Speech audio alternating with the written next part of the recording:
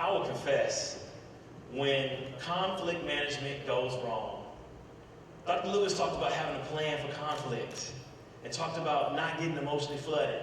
Now, I know you all are sales reps and you were taught to overcome objections with the worst of them, with the best of them, but I'll tell you, there's nothing worse than arguing with a psychologist.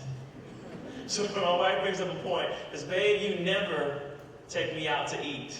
When I get flooded, I chop up every single word because that's what we do. I never, you've never been out to eat. I never ever take you out to eat. Never. Okay, that's a strategy. Let's get total, throw them all, chop the words up. She says, baby, when's the last time we asked her, well, what did you eat yesterday? She's talking about Chick-fil-A, I didn't eat meat. I'm like, look, were we out of the house and did you eat the fruit that was at Chick-fil-A? I took you out to eat. Now you didn't say I never take you out to eat someplace nice. You said, so we're gonna talk about it, let's talk about it.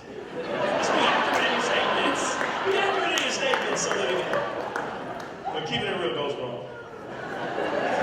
I should have just stopped. And now we have a conflict management plan in place. And our conflict management plans, whenever I get flooded, I go take a shower. But I made a mistake. I forgot to tell her that was my conflict management plan. So in the middle of the argument, I said, forget this, I'm going to take a shower. She comes in the shower. I'm like, get out of the shower. I stayed in the shower an hour and 14 minutes. I lost like 9 pounds. And when I came out, she was gone. She's like, oh, you want to take a shower for an hour game? I'm going to leave. And when I came out, because I realized I was being an idiot, and I came out, oh, you want to play the leave the house game? I'll play the leave the house game too. So she came back in, I came in, she said, let's talk. I went back to the shower. You have to talk about your conflict management plan. And I know, how many have really sat down and told your partner, this is how I want you to come at me when we're having a conflict? How many of you have given them a script? How many have given them a conflict management plan before you're arguing on how you want them to manage you?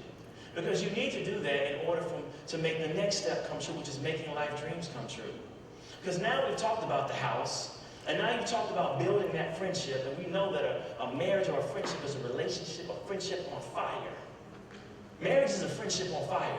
And now you've learned to have the positive perspective, and you've learned how to manage conflict. Now we're talking about making life dreams come true. This is when you start to build equity in your sound relationship house. This is when a relationship starts to feel good. This is what you signed up for. Yes, I'm signed up for.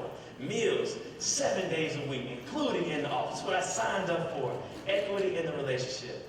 Now, men, how many of you want to build equity in your relationships right now? Raise your hand. If you didn't raise your hand, you didn't listen to a thing I said. Dr. John Gottman was doing a DVD, and one of the producers came to him and said, I need to talk to you about something. And John says, everything okay? Is there any technical issues? Why did you stop? And he says, no, I need to talk to you about my marriage. I just got a text from my wife, and we're on Skid Row. I don't know if it's going to last. I have to go meet with her right now. Is there any one thing that I can do? Of all the things that you recommend, is there any one thing that I can do to send some hope that my marriage might work? And Dr. Gottman whispered in his ear, and the man ran off to meet with his wife.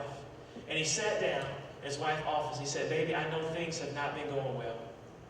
I know you've talked to me time and time again, and I keep messing up, and we're not able to make things work the way it did at first, but is there anything I can do to make your life dream come true? She started crying. And their relationship was able to work. So me having to recover from the shrimp affair, call my wife, say, hey baby, is there anything I can do to make your life dream come true? Now I was playing. She was like, oh baby, you do care. And I was like, yeah, I care.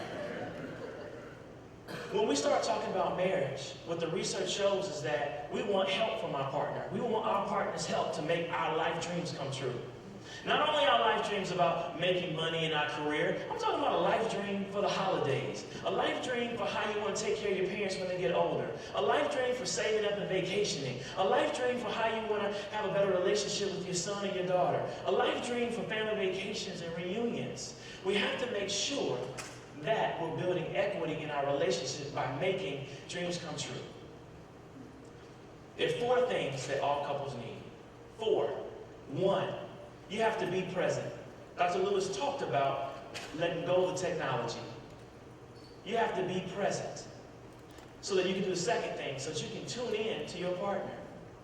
And you have to be able to tune in because more than we want to be loved, we want our partner to do the third thing, which is to get us. I want you to get me. Yeah, you know I crack jokes and I share way too much personal information. But I want you to get me and understand that's who I am. And then so you can do number 4, so that you can behave like you get me. So if you know I like music and concerts, and you know that I want to be an R&B singer, you don't say, well, you're not going to leave that job. You're going to say, go, baby. Go on out there and sing. And no matter how bad I am, you tell me I'm good. And then say, hey, baby, you're a great singer, but you're an even better sales rep. You're making life dreams come true. Maybe you can sing at your company party. Yeah, that's it. That's how, at the family reunion, after everyone's already intoxicated, they won't know the difference.